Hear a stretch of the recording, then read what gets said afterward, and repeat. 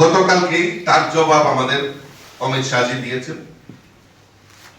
যে আমাদের সরকার 2018-তে আসে, এই 18-র আগে এই রাজ্যে জলের কানেকশন মানুষের বাড়িতে আমাদের জনসংখ্যার অনুপাতে 2.86 ছিল, আর আজকে 86% আমরা এই সমস্ত বাড়িতে জলের কানেকশন দিতে পেরেছি।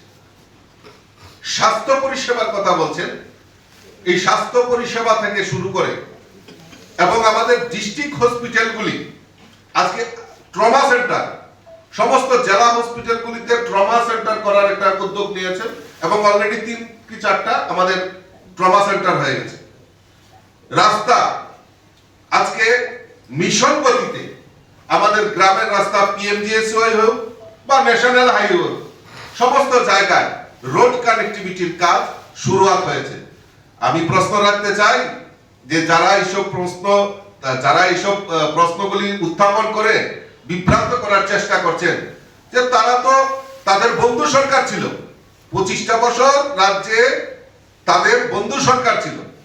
জিজ্ঞেস করুন না বন্ধু সরকাররা কি কাজ করেছে। আমরা তো শুনেছি স্বর্ণযুগ চলছে।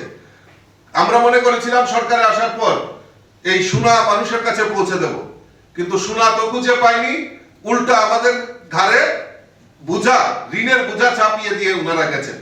কাজেই যদি প্রকৃত উন্নয়ন, আমরা তো বলছি, আমরা সরাসরি বলছি, আপনাদের মাধ্যমে বলছি যে আসুন আমরা ডিবেট করি যে 25 বছরের সরকার আর আমাদের এই 10 বছরের সরকার কি কাজ করেছে।